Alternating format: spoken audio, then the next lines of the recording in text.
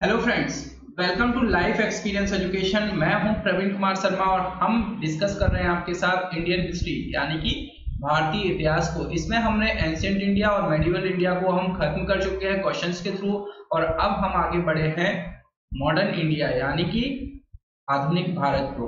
इसमें भी आज हम बात करेंगे आपके साथ फ्रीडम स्ट्रगल यानी कि द रिवोल्ट ऑफ 1857। ये हमारा लेक्चर नंबर 32। इससे पहले हम 31st लेक्चर तक आपके साथ डिस्कस कर चुके हैं। यदि अभी तक आपने इनको नहीं देखा है तो जाकर जरूर देखें। आने वाली जो एग्जाम्स हैं आरआरबीज और एसएससीज की, इसमें काफी आपको इनसे मदद मिलने वाली है। ये जो हमारा लेक्चर है इंग्लिश और हिंदी दोनों ही लैंग्वेज में रहता है। तो आइए स्टार्ट करते हैं लेक्चर को बिना किसी देरी के क्वेश्चन नंबर 1 के साथ। The first Indian Factory Act 1881 was passed by, यानी कि प्रथम भारतीय कारखाना अधिनियम 1881 किसके द्वारा पारित किया गया था? तो ये पारित किया गया था किसके द्वारा? लॉर्ड रिपन के द्वारा, यानी कि डी इसका हो जाएगा करेक्ट आंसर। साथ ही में ये जो लॉर्ड रिपन है इनके द्वारा सन 1881 में प्रथम कारखाना अधिनियम पारित किया गया था। और इनके बारे में और बात करें तो इनके समय पर भारत में सन 1881 में क्या हुआ था? प्रथम जनगणना हुई थी। सर्वप्रथम नियमित जनगणना करवाई गई थी। तब से लेकर अब तक प्रत्येक 10 वर्ष के अंतराल पर जनगणना की जाती है। भारत में पहली बार जनगणना सन 1872 ईस्वी में हुई थी। और बात करें इनके बारे में तो जो लॉर्ड रिपन है इन्होंने सिविल सेवा में प्रवेश की आयु को 19 वर्ष से बढ़ाकर कितनी की थी? 21 वर्ष कर दिया गया था।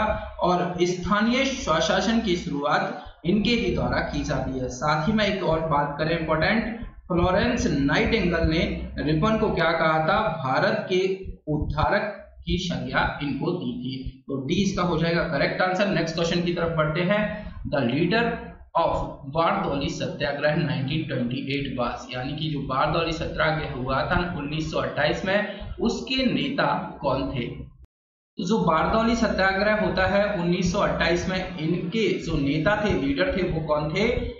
सरदार वल्लभ भाई पटेल। तो ए इसका हो जाएगा करेक्ट आंसर। और हम बात करें 1928 में और क्या हुआ था? 1928 में क्या क्या हुआ था? साइमन कमीशन इंपॉर्टेंट है। साइमन कमीशन ये आया था, साइमन कमीशन आया था 1928 में, और भारत आया था। इसे व्हाइट मैन कमीशन भी कहते हैं। और 30 अक्टूबर 1928 को लाहौर में साइमन आयोग के विरुद्ध प्रदर्शन करते समय पुलिस की लाठी से लाला लाजपत राय घायल हो गए और बाद में इनकी मृत्यु हो जाती है। और इसलिए साइमन कमीशन का बहिष्कार न करने वाले 2 दल थे, जस्टिस पार्टी एवं पंजाब यूनियनिस्ट थी पार्टी। और भगत सिंह के नेतृत्व में पंजाब के क्रांतिकारियों ने 17 दिसंबर 1928 को ही क्या किया था? लाहौर के तत्कालीन सहायक पुलिस कप्तान सॉन्डर्स को गोली मार दी थी।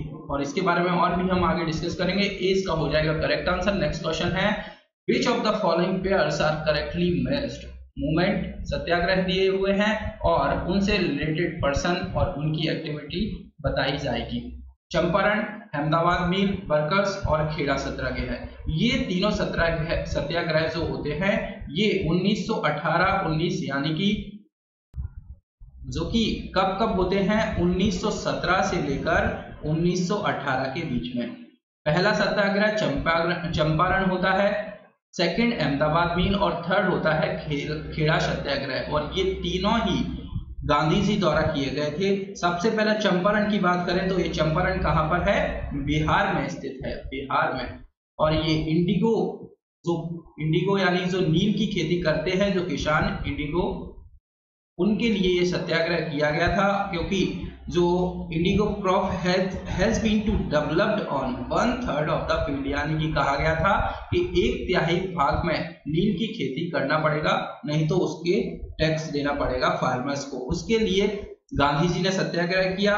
और उनका साथ किसने दिया था? राजेंद्र प्रसाद ने, जेबी कृपलानी, इनके द्वारा इनका साथ दिया गया था। सेकंड अहमदाबाद मिल, जिसमें कि स्वयं महात्मा गांधी थे और इन्होंने फर्स्ट टाइम हंगर स्ट्राइक किया था, हंगर स्ट्राइक फर्स्ट टाइम किया था। फिर थर्ड बात करें खेड़ा सत्याग्रह, ये जो क्रॉप्स मतलब जो क्रॉप्स फेल्यूर हो जाती हैं उनके लिए ये करा गया था। Farmers demanded exemption from taxes, government famine code आता है, if crop less than 25% production only exemption, जिसमें कि खेड़ा सत्याग्रह वाज रेली स्टार्टेड बाय किसके द्वारा कराया गया था, मोहन लाल पांड्या, और उसके बाद कौन हुए ऐड, वल्लभ भाई पटेल और महात्मा गांधी। महात्मा गांधी इसमें ऐड होते हैं। तो सेकंड रॉन्ग हो जाएगा, फर्स्ट और थर्ड ट्रू होगा, तो सी इसका हो जाएगा करेक्ट आंसर। नेक्स्ट क्वेश्चन है, who of the following founded Ahmedabad textile labour association, यानी कि निम्नलिखित में से किसने अहमदाबाद टेक्सटाइल लेबर एसोसिएशन की स्थापना की थी, तो किसने की थी, महात्मा गांधी जी के द्वारा स्थापना की गई थी। तो ए इसका हो जाएगा करेक्ट आंसर।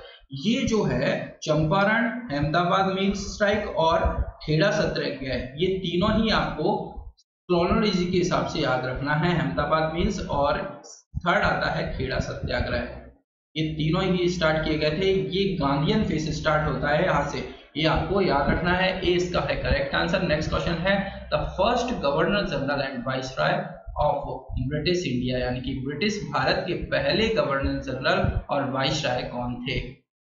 इससे रिलेटेड हमने एक टेबल देखी थी, बहुत ही इंपॉर्टेंट जो टेबल थी, नेम, उससे हमने बताया था पद का नाम, कौन फर्स्ट बने थे, और साथ ही में हमने देखा था वो कब से कब तक ईयर वाइज वो चला था। तो सबसे पहले 1757 से स्टार्ट होता है ब्रिटिश का, और 1774 तक ये चलता है नाम, और ये पद का नाम है गवर्नर ऑफ बंगाल। ये याद रखना है आपको, इंपॉर्टेंट है। और फर्स्ट गवर्नर ऑफ बंगाल कौन थे, रॉबर्ट क्लाइव। रॉबर्ट क्लाइव होते हैं फर्स्ट गवर्नर ऑफ बंगाल। फिर उसके बाद आता है पिट्स इंडिया एक्ट 1773 में, तो 1774 से लेकर 1833 तक ये पद का नाम चेंज कर क्या कर दिया जाता है, गवर्नर जनरल ऑफ बंगाल। और first governor general of Bengal कौन थे, वैरन हेस्टिंग। ठीक है, फिर उसके बाद क्या आता है, चार्टर एक्ट 1833 आता है। तो 1833 से लेकर 57 तक ये पद का नाम बदलकर क्या कर दिया जाता है, governor general of India, Bengal से कर दिया जाता है इंडिया। तो first governor general of India कौन थे, विलियम बेंटिक। ये भी आपको याद रखना है, ये सारे नाम आपको याद रखना है। फिर उसके बाद क्या आता है, इंडियन इंडिपेंडेंट एक्ट 1947। उसके पहले गवर्नमेंट ऑफ इंडिया एक्ट आएगा 1858, गवर्नमेंट ऑफ इंडिया एक्ट 1858 से लेकर ये चलेगा 1947 तक, और इसमें ये पद हो जाता है क्या, वाइसरॉय ऑफ इंडिया। और फर्स्ट वाइसरॉय ऑफ इंडिया कौन है, कैनिंग। फिर उसके बाद आता है इंडियन इंडिपेंडेंट एक्ट 1947, तो 1947 से लेकर 50 तक ये पद रहता है governor general of independent India. और first governor general of independent India कौन है, माउंटबेटन। और फिर उसके बाद कौन बनते हैं इंडिया के, श्री राजगोपालाचार्य। तो ये आपको याद रखना है। तो क्वेश्चन पूछा गया ब्रिटिश भारत के पहले गवर्नर जनरल और वाइसरॉय कौन है, तो ये यहां से आप पता लगा सकते हैं, कैनिंग है। तो डी इसका हो जाएगा करेक्ट आंसर। नेक्स्ट क्वेश्चन की तरफ बढ़ते हैं, the administrative consequence of the revolt of 1857 was the transfer of power from, यानी कि 1857 के विद्रोह का प्रशासनिक परिणाम सत्ता से हस्तांतरण था। तो क्या था ये, East India Company to the British क्या, क्राउन, यानी कि East India Company British crown के हाथों में आ जाता है। तो ए इसका हो जाएगा करेक्ट आंसर। तो 1857 के विद्रोह के बाद क्या हुआ था, ईस्ट इंडिया कंपनी के हाथों से रूल चला जाता है ब्रिटिश क्राउन के हाथों में डायरेक्टली। तो ए इस क्वेश्चन का है करेक्ट आंसर। नेक्स्ट क्वेश्चन है, Mangal Pandey fired the first shot of the revolt of 1857 at, यानी कि मंगल पांडे ने 1857 के विद्रोह का पहला शॉट फायर किया, कहां से? बैरकपुर से। तो ए इसका हो जाएगा करेक्ट आंसर। ये रिवोल्ट स्टार्ट कैसे होता है? सबसे पहले 29 मार्च 1857 से मंगल पांडे नाम था, एक ये सिपाही थे। कौन थे? सिपाही थे। कहां पर? बैरकपुर। बैरकपुर कहां पर है? बिहार में है, याद रखना है आपको, बिहार में है बैरकपुर। साथ ही में मंगल पांडे कौन है? 34 नेटिव इन्फेंट्री फुट सोल्जर, यानी कि जो पैदल सोल्जर होते हैं वो हैं ये 34 नेटिव के। और इन्होंने एक नारा दिया था, क्या? याद रखना है आपको, इंपॉर्टेंट है ये, मारो फिरंगी को, मारो फिरंगी को, एक नारा दिया था इन्होंने।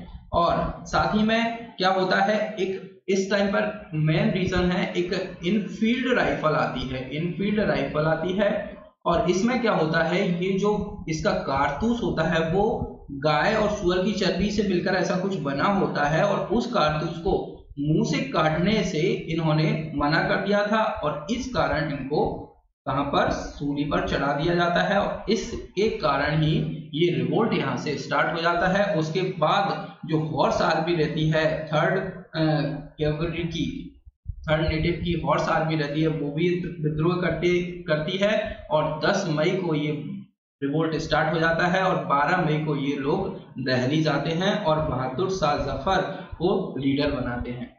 इस विद्रोह का फेल होने का मेन कारण क्या माना जाता है? मेन कारण माना जाता है इसका लीडर ठीक ना होना, ये मेन कारण माना जाता है। बहादुर शाह जफर लीडर ठीक नहीं था, ब्रिटिश ने दिमाग से काम किया, हिंदू मुस्लिम यूनिटी को तोड़ा, बंगाल का विभाजन किया, ये सब चले इसके बाद। तो ए इसका हो जाएगा करेक्ट आंसर।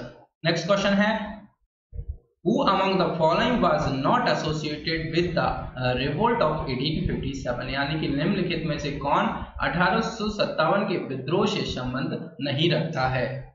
और जो 1857 का रिवोल्ट होता है, इसमें क्या करते हैं, जो मंगल पांडे पहले क्या कर देते हैं, 2 इंग्लिश ऑफिसर्स को भी मार देते हैं। और इनको पता चला जो कारतूस दिए जा रहे थे वो पिग और काऊ का कुछ मिक्सचर है, और इसे मुंह से खोला जाता था। ऑफिसर्स को मारने की वजह से इनको 29 साल की उम्र में फांसी दे दी गई थी।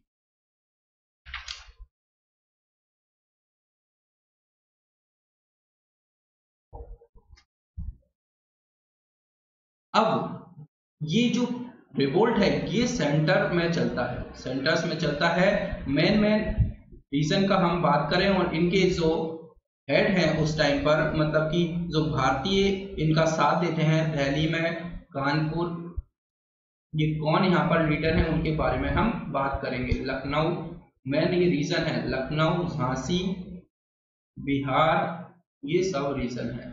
तो दिल्ली में तो मेन कौन है? बहादुर शाह जफर हैं और वक्त खान है, वक्त खान। कानपुर में लीडर कौन है? नाना साहिब, याद रखना है आपको, नाना साहिब कानपुर में है। लखनऊ में है बेगम हजरत महल, बेगम हजरत महल। और झांसी में लक्ष्मीबाई करती हैं लीडर, जो कि इनका साथ कौन देते हैं? तात्या टोपे, तात्या टोपे इनका साथ देते हैं। और बिहार में, बिहार के आरा से कौन करते हैं? कुंवर सिंह। तो ये आपको मेन रीजन इनका याद रखना है, मेन जो लीडर थे याद रखना है।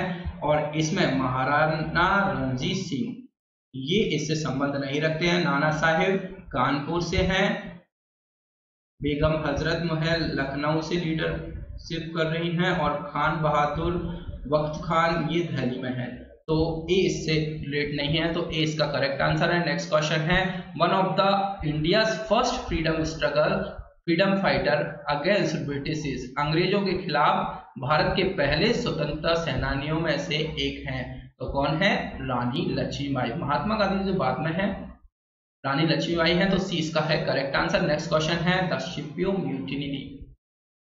Sepoy mutiny took place in the year, यानी कि सिपाही विद्रोह किस वर्ष में हुआ था? तो हमने बात की है सिपाही विद्रोह हुआ था 1857 का जो रिवोल्ट होता है 1857 1857 का रिवोल्ट होता है, इसको सिपोय म्यूटिनी यानी कि सिपाही विद्रोह के नाम से जाना जाता है। और इमीडिएट कॉज क्या होता है? हमने बात की है इनफील्ड राइफल, जो कि इसकी जो बुलेट है, इसका कारतूस है, वो पिग और काऊ से मिलकर कुछ मिक्सचर से बना होता है और उसको मुंह से खोलने की वजह से ये विद्रोह स्टार्ट हुआ था और ये बाद में काफी बड़ा रूप ले लेता है और इसको बोला जाता है फर्स्ट वार ऑफ इंडिपेंडेंस। और ये बुक भी लिखी गई है इस पर, रिवोल्ट पर, और किसके द्वारा लिखी गई है? वीडी सावरकर के द्वारा 1909 में ये बुक लिखी गई है। और the sepoy mutiny and revolt of 1857 ये बुक लिखी गई है आरसी मजूमदार के द्वारा। ये बुक भी इंपॉर्टेंट है, 1957 में ये लिखी गई थी। तो इतना कुछ इस क्वेश्चन से रिलेटेड आपको याद रखना है। डी इसका है करेक्ट आंसर। ये आज की सीरीज का हमारा लास्ट क्वेश्चन है। लेक्चर आपको पसंद आए तो लाइक और शेयर जरूर किया कीजिए अपने फ्रेंड्स के साथ और लाइफ एक्सपीरियंस एजुकेशन के साथ जुड़ने के लिए चैनल को सब्सक्राइब भी कीजिए। Thank you.